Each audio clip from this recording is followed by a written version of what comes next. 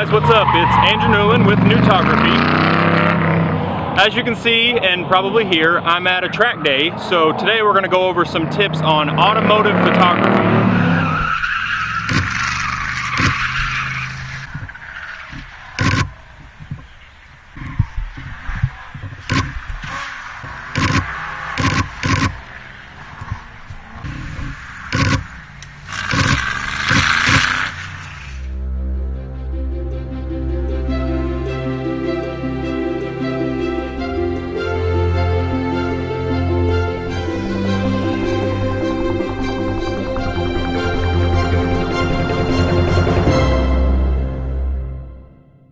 Okay, so the first thing we want to go over is that we want to be in manual settings.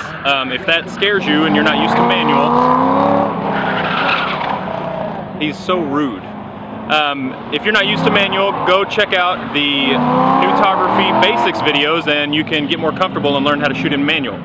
But it is a very bright sunny day, no clouds in the sky at all, and I'm shooting in manual. So what I do is I bump my ISO down as low as possible to get a really high quality image. And then there are two ways to shoot. One way, which most professionals do for automotive, is called panning. We'll go over that in a minute, but the first and the most simple way is just to set your camera up to get some action shots, you know, to freeze frame, get them stopped and make some good shots. So what I'm doing is I'm shooting with a 300mm 2.8 lens, and I'm a little ways back so I can get the cars in frame. And then I set my aperture to f2.8. Get a nice low aperture, get some bokeh and creamy, blurry background behind the cars. And then I adjust my shutter speed up from there. And in the light today, I'm shooting at f2.8, ISO 100 at a shutter speed of 1,000th of a second. So that'll get you some nice, crisp, clean shots. But there's also another more creative way to shoot this, which is called panning. Okay, in order to pan, what you do is you set your shutter speed low. So instead of shooting at 1,000th of a second, I bring it down to 80th or a 60th of a second, and then I bump my f-stop up from there. For instance, I'm shooting at 1/80th of a second at f18, and that gives me a nice, well-exposed image. And what that allows me to do is, as the cars are moving to the side, I track them, and since my shutter speed is slow, as long as I'm tracking them in the frame, it will keep the car crisp and it will give a speed blur to the rest of the shot. Let's take a picture of this car and see how it comes out.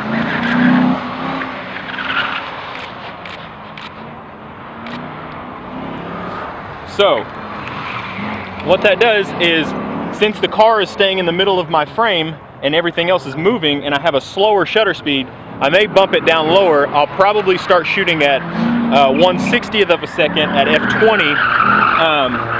And what that allows me to do is keep the car in frame, and you see how everything behind my hand is moving, but to my camera, my hand is staying in the same place.